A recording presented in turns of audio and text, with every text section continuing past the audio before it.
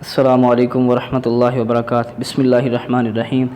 جی تو عزیز طلباء، آج انشاءاللہ 9th کلاس کی اسلامیات لازمی جو نیو بک آئی ہے اس کے باب نمبر 1 سے دوسرا حصہ جو ہے، دوسرا سیگمنٹ جو ہے حدیث کے متعلق وہ پڑھیں گے۔ اس سے سب سے پہلے اب ذہن میں رکھ لیں کہ اس میں سب سے پہلے حدیث کیا ہے، اس کے بارے میں بتایا جائے گا۔ پھر دین اسلام میں حدیث کی جو اہمیت ہے، فضیلت ہے، اس کو بیان کیا جائے گا۔ پھر اس کے بعد 10 منتخب احادیث آئیں گی جن کا میں لفظ بہ لفظ ترجمہ کراؤں گا۔ آپ ہر حرف کا، ہر لفظ کا علیحدہ علیحدہ ترجمہ لکھ لیں تاکہ اچھے طریقے یاد ہو جائے، اور ایگزام میں اس طرح کے سوال جو ہیں وہ آ سکتے ہیں کہ حدیث کا با محاورہ یا لفظ بہ لفظ ترجمہ لکھیں، تو آپ کو ہر جو ہے وہ لفظ کا ترجمہ علیحدہ علیحدہ آنا چاہیے۔ اس لیے میں انشاءاللہ یہ کوشش کروں گا کہ ویڈیو زیادہ لمبی بھی نہ ہو اور آپ اس کو توجہ سے سنیں، اور اس کی ریڈنگ کروں گا۔ ریڈنگ کرنا بہت ہی ضروری ہے تاکہ آپ میں کے ذہن میں بات رہے۔ یہاں سے شارٹ کویسچن اور جو ہے وہ MCQs وغیرہ سارا کچھ یہاں سے آ سکتا ہے، تو اس لیے اس کو پڑھنا اور ذہن میں رکھنا انتہائی ضروری ہے۔ حدیث نبوی خاتم النبیین صلی اللہ علیہ وسلم۔ سب سے پہلے حدیث کے لفظی معنی بات اور گفتگو کے ہیں، یعنی بات کرنا، گفتگو کے ہیں۔ شرعی اصطلاح میں وہ قول اور عمل جس کی نسبت نبی کریم صلی اللہ علیہ وسلم کی طرف ہو حدیث کہلاتی ہے۔ جی چھوٹی سی تعریف ہے، شرعی اصطلاح میں وہ قول وہ عمل جس کی نسبت نبی علیہ الصلوۃ والسلام کی طرف ہو اسے حدیث کہتے ہیں۔ یعنی نبی کریم صلی اللہ علیہ وسلم کے اقوال، افعال، تقریر اسے کہتے ہیں، یعنی کوئی ایسا کام جو نبی علیہ الصلوۃ والسلام کی موجودگی میں کیا گیا ہو اور آپ نے اس پر خاموشی اختیار فرمائی ہو کا مجموعہ حدیث نبوی ہے۔ اقوال، افعال، تقریر کا مجموعہ حدیث نبوی ہے۔ اچھا، تقریر کے بارے میں پھر سن لیں۔ ایسا کام جو نبی علیہ الصلوۃ والسلام کے سامنے ہو رہا ہے اور آپ نے اس سے منع نہیں فرمایا، یوں سمجھیے کہ وہ بھی آپ کی طرف سے وہ اس پر مہر لگ گئی ہے کہ یہ ٹھیک ہے، تو اس لیے اس کو بھی حدیث کہتے ہیں، تقریری حدیث۔ حدیث نبوی کی اہمیت اور فضیلت۔ نبی کریم صلی اللہ علیہ وسلم کی احادیث مبارکہ دین کی تعلیمات کا سرچشمہ ہے اور رشد و ہدایت کا ذریعہ ہے۔ جی رشد و ہدایت کا ذریعہ ہے۔ جناب رسول اللہ صلی اللہ علیہ وسلم کی بعثت کے مقاصد میں سے اہم ترین مقصد قرآن مجید کی تشریح اور تفسیر اور اس کا عملی نمونہ فراہم کرنا ہے۔ یہ سوال آ سکتا ہے کہ نبی صلی اللہ علیہ وسلم کے مقاصد میں سے جو مقصد آپ کی کتاب میں آئے ہیں، ان میں سے مقصد آ سکتا ہے کہ آپ مقاصد لکھیں، تو اہم ترین مقاصد آپ نے یہ لکھنے ہیں اگر سوال آ جائے کہ قرآن مجید کی تشریح، تفسیر کا اور اس کا عملی نمونہ فراہم کرنا نبی صلی اللہ علیہ وسلم کے مقاصد میں سے ایک اہم ترین مقصد تھا۔ قرآن مجید کی تعلیمات کو سمجھنے کے لیے حدیث نبوی اہم ذریعہ ہے۔ بطور مسلمان ہمارے لیے لازم ہے کہ ہم نبی کریم صلی اللہ علیہ وسلم کی احادیث کو اپنی زندگی کے لیے عملی نمونہ بنائیں۔ ہماری زندگی نبی اکرم صلی اللہ علیہ وسلم کے اقوال و افعال کے مطابق ہونی چاہیے۔ اللہ تعالی نے قرآن مجید میں اسی بات کا حکم دیتے ہوئے ارشاد فرمایا، یا ایھا الذین آمنوا، اے وہ لوگو جو ایمان لائے ہو، اطیعوا اللہ کی اطاعت کرو، واطیعوا الرسول اور رسول کی اطاعت کرو، ولا تبطلوا اعمالکم اور اپنے عملوں کو ضائع مت کرو۔ یعنی اللہ اور اس کے رسول کی اطاعت کے علاوہ جو اعمال کیے جائیں گے وہ ضائع ہی ہوں گے، اللہ کے ہاں قابل قبول نہیں ہوں گے۔ وما آتاکم الرسول فخذوہ، جو تمہیں دے دے، وما آتاکم جو عطا کر دے تم کو، الرسول یعنی اللہ کا رسول، فخذوہ اس کو مضبوطی سے پکڑو، اس کو تھامو، اس پر عمل کرو، وما نہاکم اور جس سے منع کر دے، اور جو منع کر دے تم کو انہو جس سے، یعنی جس سے تمہیں منع کر دے، فانتہو اس سے رک جاؤ۔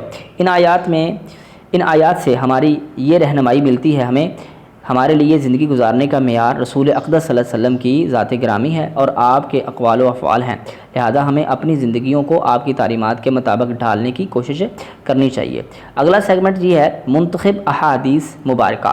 اچھا، اس میں 10 احادیث آئیں گی جس کا میں لفظ بہ لفظ ترجمہ کروں گا، اور با محاورہ ترجمہ آپ ویسے کتاب کے نیچے پڑھ سکتے ہیں۔ میں لفظ بہ لفظ کرنے کا مقصد یہ ہے کہ آپ کو علیحدہ علیحدہ لفظ کا ترجمہ آ جائے، اور اگر اس طرح کا پیپر میں ایگزام میں اس طرح کا سوال آ جائے تو آپ کو کرنا آسان ہو۔ اکمل المؤمنین، سب سے کامل ترین مومن، ایماندار، ایمان کے اعتبار سے سب سے کامل ترین ایماندار، احسنہم خلقاً جس کا سب سے اچھا اخلاق ہے، احسنہم خلقاً جو اخلاق میں سب سے بہترین ہے اس کا ایمان سب سے بہترین ہے، وخیارہم اور بہترین میں سے خیارہم لنسائہم جو اپنی بیویوں کے لیے بہتر ہو، وہ جو ہے لوگوں میں سے سب سے بہترین ہے، جو اپنی بیویوں کے لیے بہتر ہو۔ دوسری حدیث وَمَن لَّمْ يَرْحَمْ صَغِيرِنَا وَمَن لَّمْ يَرْحَمْ صَغِيرَنَا، جو نہ رحم کرے ہمارے صغیر چھوٹے، ہمارے چھوٹے بچوں پر رحم، یعنی چھوٹے بچوں کے ساتھ شفقت نہ کرے، محبت نہ کرے، ان پر رحم نہ کرے، وَيَعْرِفْ حَقَّ كَبِيرِنَا، اور بڑوں کے حقوق کو نہ پہچانتا ہو، یعنی ان کے حقوق ادا نہ کرتا ہو، ان کی عزت نہ کرتا ہو، ان کا احترام نہ کرتا ہو، فَلَيْسَ مِنَّا، وہ ہم میں سے نہیں ہے، یعنی اس نے ہماری تعلیمات کو چھوڑ دیا۔ اگلی بات حدیث نمبر 3، یا ایھا الناس، اے لوگو، ایھا الناس، اے لوگو، اتقوا اللہ، ڈر جاؤ اللہ سے، واجملوا فی الطلب، اور طلب میں خوبصورتی کرو، اعتدال کرو، یعنی اگر رزق کی تلاش ہے تو خوبصورت اور اچھا اور پاکیزہ اور حلال رزق تلاش کرو، حلال طریقے کے ساتھ۔ فإن النفس، پس بے شک، فإن نفسا، اور بے شک کوئی بھی جان، لن تموتا، ہرگز نہیں مر سکتی اتنی دیر تک، حتی تستوی رزقھا، حتیٰ کہ وہ اپنے رزق کو کھا لے، جتنا اس کا رزق ہے اس کو کھا لے ختم کر کے، وإن ابطأ عنہا، اور اگر اس کی تلاش میں دیر بھی ہو جائے، یعنی جتنی دیر بھی ہوگی وہ بھی اس کی عمر میں تلاش جو ہے وہ شمار ہوگی، تو جتنی دیر تک اس کا آخری لقمہ ختم نہیں ہو جاتا اتنی دیر تک اسے موت نہیں آئے گی۔ فاتقوا اللہ، اللہ نے پھر فرمایا، اللہ کے نبی علیہ السلام نے، فاتقوا اللہ، اللہ سے ڈرو، واجملوا، اور خوبصورت کرو، فی طلب، اپنی طلب، یعنی طلب میں خوبصورت، اور اچھا اجمل کہتے ہیں خوبصورتی کو، اچھا جمال، خوبصورتی، جمال، اجمل اس سے ہی ہے کہ خوبصورتی طلب کرو، جو ہے طلب میں کسی چیز کی بھی طلب ہو اس میں حلال اور اچھے طریقے سے طلب کریں۔ خذوا ما حل، اس کو پکڑو جو حلال ہے، ودعوا، اور چھوڑ دو ما حرم، جس کو اللہ کے نبی علیہ السلام نے حرام قرار دے دیا ہے، جس کو دین نے حرام قرار دیا ہے۔ ومن احب، حدیث نمبر 4، ومن احب ان یبسط لہ، جو چاہتا ہے کہ وسیع کر دیا جائے، وسعت ڈال دی جائے اس کے لیے، فی رزقہ، اس کے رزق میں، وینسأ لہ، اور زیادہ کر دی جائے، فی اثرہ، اور لمبی کر دی جائے، فی اثرہ، اس کی عمر کو۔ اثر کہتے ہیں تاثرات کو چھوڑنا، جتنی دیر تک بندہ دنیا پہ چل رہا ہوتا ہے اس کا اثر ہوتا ہے، تاثر ہوتا ہے، تو اس کے تاثر کو، یعنی اس کی زندگی کو لمبا کر دیا جائے اور اس کو رزق میں کشادگی کر دی جائے، اس کو کیا کرنا چاہیے؟ فَلْيَصِلْ رَحِمَهُ، اس کو چاہیے کہ وہ صلہ رحمی کرے۔ حدیث نمبر 5، عن النبی صلی اللہ علیہ وسلم، نبی علیہ السلام سے، فی الکبائر، کبیرہ گناہوں کے بارے میں سوال کیا گیا، قال، آپ نے کہا، الشرک باللہ، اللہ کے ساتھ شرک کرنا، کسی بھی اعتبار سے اللہ کے ساتھ کسی کو ملا دینا، جوڑ دینا، کھڑا کر دینا اللہ کے برابر، تو یہ بہت بڑا گناہ ہے، کبیرہ گناہ میں سے، کبائر میں سے بھی سب سے بڑا، اکبر ہے۔ اچھا، وعقوق الوالدین، دوسرے جگہ پہ ہے، دوسرا مرتبہ ہے حقوق الوالدین، والدین کی نافرمانی، کبیرہ گناہوں میں سے دوسرا گناہ ہے۔ وقتل النفس، اور کسی جان کو ناحق قتل کر دینا، یہ بہت بڑا کبیرہ گناہ ہے۔ وقول الزور، اور جھوٹ بات کہنا کبیرہ گناہ ہے۔ اگلی حدیث ہے، حدیث نمبر 6، ان اخوانکم خوالکم، ان اخوانکم، بے شک تمہارے بھائی جو تمہارے ماتحت ہیں، تمہارے غلام، خوالکم، تمہارے غلام، جعلہم اللہ، جن کو بنایا اللہ نے، یعنی جن کو کر دیا اللہ نے، تحت ایدیکم، تمہارے ماتحت، تمہارے ہاتھوں کے نیچے، یعنی تمہارے ماتحت رہتے ہیں۔ فمن کان اخوہ تحت یدیہ، جس کا بھی بھائی یعنی غلام ہو یا ملازم ہو اس کے ماتحت ہے، فلیطعمہ مما یاکل، وہ اسے بھی وہی کھلائے جو وہ خود کھاتا ہے، وَلْيُلْبِسْهُ مِمَّا يَلْبَسُ، اور اسے بھی وہی پہنائے جو وہ خود پہنتا ہے، وَلَا تُكَلِّفُوهُ مَا يَغْلِبُهُمْ، اور اس پر اتنا بوجھ نہ ڈالے جو اس پر غالب آ جائے، یعنی اس کی جان سے زیادہ اس پر بوجھ نہ ڈالے۔ فَإِن كَلَّفْتُمُوهُمْ، پس اگر تم ان کو مکلف بناؤ ایسے کام کا، یعنی اتنا کام ان پر ڈال دو، اتنی ذمہ داریاں ان پر ڈال دو کہ جن کے وہ مکلف نہیں ہیں، جن کو وہ اٹھا نہیں سکتے، ما یغلبہم، جو ان کو غالب کر دے، ان پر غالب آ جائیں، تو کیا کرے؟ فاعینوہم، ان کی مدد کرو اس معاملے میں، ان کی اس معاملے میں کیا کرو؟ خود بھی مدد کرو۔ آگے حدیث نمبر 7 ہے، اللہ کے نبی السلام نے فرمایا، من افتی بغیر علم، جس کو بغیر علم کے فتویٰ دے دیا گیا، یعنی کسی نے کسی سے جا کے فتویٰ پوچھا، سوال پوچھا، اور سوال جو ہے جواب دینے والے نے بغیر علم کے جواب دے دیا، کان اسمہ علی من افتاہ، تو اس کا گناہ، اگر اس نے بغیر علم کے دیے ہوئے فتوے پر عمل کر کے کوئی گناہ کر لیا، کوئی غلط مسئلے پر عمل کر لیا، تو اس کا گناہ کس پر ہوگا؟ من افتاہ، جس نے اس کو فتویٰ دیا، ومن اشارہ علی اخیہ، اور جس نے مشورہ دیا اپنے بھائی کو، بامر، کسی معاملے میں، یعلم، حالانکہ وہ جانتا تھا، ان الرشد فی غیرہ، حالانکہ اس بندے کی خیر اس مشورے کے علاوہ ہے، یعنی مشورہ دے رہا ہے، اس کو پتہ ہے کہ بھلائی اس کام میں ہے، اور یہ اس کے لیے بہتر نہیں ہے، لیکن پھر بھی وہ بھلائی کو چھوڑ کے شر والے کام کا مشورہ دیتا ہے تو فرمایا فقد خانہ، اس نے خیانت کر دی ہے۔ آگے حدیث نمبر 8 ہے الحیاء لا یأتی الا بخیر، حیا سے ایمان ہی پیدا ہوتا ہے، خیر ہی پیدا ہوتی ہے، بھلائی ہی پیدا ہوتی ہے۔ اس حدیث سے یہ ہمیں سمجھ آئی۔ اللہم انی اسألک علما نافعا، اے اللہ میں تجھ سے سوال کرتا ہوں، انی اسألک بے شک میں سوال کرتا ہوں آپ سے، علما نافعا نافع علم کا، یعنی ایسا علم جو نفع بخش ہو، آخرت میں بھی نفع دے اور دنیا میں بھی نفع دے، ورزقا طیبا اور پاکیزہ رزق کا، اور پاکیزہ رزق کا سوال کرتا ہوں، وعملا متقبلا اور ایسے اعمال جو تیری بارگاہ میں قبول ہوں ان کا میں تجھ سے سوال کرتا ہوں۔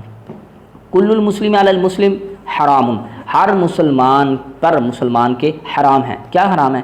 دمعہ اس کا خون، ومالہ اور اس کا مال، وعرضہ اور اس کی عزت۔ اگے اسماء الحسنہ، اللہ پاک کے صفاتی نام، یہ کتنے صفاتی نام ہیں جی؟ 20۔ ان 20 صفاتی نام آپ نے یاد بھی کرنا ہوگا اور ان کا ترجمہ بھی یاد کرنا ہوگا۔ الرحمن نہایت مہربان، الملک بادشاہ، السلام سلامتی والا، المحیمن حفاظت کرنے والا، الجبار و زبردست، الخالق پیدا کرنے والا، المصور تصویریں عطا کرنے والا، القہار الرزاق۔ اسی طرح یہ سارے جو ہے نام اپنے اس کو صفاتی ناموں کو یاد کرنا ہے اور اس کے بعد ان کا ترجمہ بھی ذہن میں رکھنا ہے تاکہ آپ اگر اس طرح کا کوئی ایگزام میں سوال آ جائے تو اس کو آپ اچھے طریقے سے حل کر سکیں۔ آگے جی سوال و جواب کا سلسلہ۔ تو سب سے پہلے درست جواب کا انتخاب کریں۔ کوئی ایسا کام جو نبی کریم صلی اللہ علیہ وسلم کے سامنے کیا گیا ہو اور آپ نے خاموشی اختیار کی ہو کہلاتا ہے، کیا کہلاتا ہے جی؟ وہ کہلاتا ہے جی تقریر۔ ٹھیک ہے جی، آگے چلتے ہیں۔ قرآن مجید کی توضیح و تشریح کا پہلا عملی ماخذ کیا ہے؟ تو وہ ہے جی حدیث نبوی صلی اللہ علیہ وسلم، آپ نے سبق میں پڑھا ہے۔ اچھا آگے چلتے ہیں۔ حدیث مبارکہ کے مطابق رزق میں وسعت ہوتی ہے کس چیز سے؟ صلہ رحمی سے۔ اچھا جی آگے چلتے ہیں۔ آگے غلط مشورہ دینے کو قرار دیا ہے، اللہ کے نبی علیہ السلام نے کیا قرار دیا ہے جی؟ غلط مشورے کو خیانت قرار دیا ہے۔ آگے چلتے ہیں۔ گناہ کبیرہ میں سے جو ہے والدین کی نافرمانی کبیرہ گناہ ہے۔ اچھا آگے چلتے ہیں جی۔ مختصر جواب دیں، حدیث سے کیا مراد ہے؟ اصطلاح میں، دینی اصطلاح میں یا دین میں، اسلام میں نبی کریم صلی اللہ جس قول اور فعل کو نبی کریم صلی اللہ علیہ وسلم کی طرف منسوب کیا گیا اسے حدیث کہتے ہیں۔ نبی کریم صلی اللہ علیہ وسلم نے عمدہ اخلاق والا کسے قرار دیا ہے؟ عمدہ اخلاق والا نبی صلی اللہ علیہ وسلم نے اسے قرار دیا جو اپنی بیویوں کے لیے اعلیٰ اخلاق برتتے ہوں۔ حدیث کی اہمیت سے متعلق قرآن مجید کی ایک آیت کا ترجمہ تحریر کریں۔ اچھا جی، قرآن مجید کی ایک آیت، وہ آیت آپ ایک کر لیں جو وما آتاکم الرسول فخذوہ وما نہاکم عنہ فانتہوا، اس آیت کا ترجمہ آپ یاد کر لیں، جو تمہیں رسول عطا کرے اس کو لے لو، پکڑ لو، مضبوطی سے عمل کرو، اور جس سے منع کر دے اس سے رک جاؤ۔ یہ آپ کر سکتے ہیں۔ آگے کر لیتے ہیں جی۔ نبی کریم صلی اللہ علیہ وسلم نے غلط فتویٰ دینے کی کس قدر مذمت فرمائی ہے؟ نبی صلی اللہ علیہ وسلم نے فرمایا جس بندے کو غلط فتویٰ دے دیا گیا اور اس نے اس کو عمل کر لیا تو اس پر گناہ ہوگا جس نے فتویٰ دیا۔ رزق حلال سے متعلق رسول اکرم صلی اللہ علیہ وسلم نے کیا فرمایا؟ رزق حلال کے متعلق آپ نے فرمایا کہ بندے کو رزق تلاش کرنے میں، طلب کرنے میں اچھا رزق طلب کرنا چاہیے اور خوبصورت اور پاکیزہ یعنی پاکیزہ اور حلال رزق تلاش کرنا چاہیے، اور یہ بھی فرمایا کہ جس کسی بندے کو یہ چاہیے کہ اس کے رزق میں وسعت ہو جائے اور زندگی عمر لمبی ہو جائے، وہ لوگوں کے ساتھ صلہ رحمی کرے، اور یہ بھی فرمایا کہ اتنی دیر تک کوئی بندہ وفات نہیں پا سکتا جب تک اس کا رزق ختم نہیں ہوتا۔ حدیث نبوی کی ضرورت اور اہمیت تحریر کریں۔ 2-3 باتیں ذہن میں رکھیں آپ حدیث نبوی کی ضرورت اور اہمیت کو۔ ضرورت یہ ہے کہ قرآن کی تفسیر جو ہے وہ نبی صلی اللہ علیہ وسلم کی احادیث کے بغیر ہمیں سمجھ نہیں آ سکتی۔ جس طرح اللہ نے قرآن میں نماز کا ذکر کیا ہے تو نماز تو پڑھنے کا ہے کہ اب نماز پڑھیں اقیموا الصلاۃ، لیکن اس کا رکوع کیسے ہوگا، سجدہ کیسے ہوگا، کب رکوع ہوگا، کب سجدہ ہوگا، کب قیام ہوگا، رکوع سجدے میں کیا پڑھنا ہے۔ اسی طرح آپ 5 ارکان کو لے لیں، نماز، روزہ، حج، زکوٰۃ، ان سارے معاملات میں اللہ نے ذکر تو فرمایا ہے لیکن تفصیل کے ساتھ ان کا جو ہے وہ تفصیل کے ساتھ ان ساری چیزوں کی تفصیل نہیں بیان فرمائی علیحدہ کہ کیا کس کو کیسے کرنا ہے، تو یہ ساری چیزیں حدیث میں ہیں۔ اس لیے حدیث کی اہمیت اور ضرورت یہ ہے کہ اس کو پڑھے اور سمجھے بغیر قرآن ہی سمجھ نہیں آ سکتا۔ مزید اپنے ذہن سے آپ زیادہ سے زیادہ بھی کر سکتے ہیں۔ تو اللہ سے امید ہے، اللہ سے دعا ہے کہ اللہ اپنی رحمت سے ہمیں سمجھنے کی توفیق دے دے۔ سبحان ربک رب العزت عما یصفون وسلام علی المرسلین والحمد للہ رب العالمین۔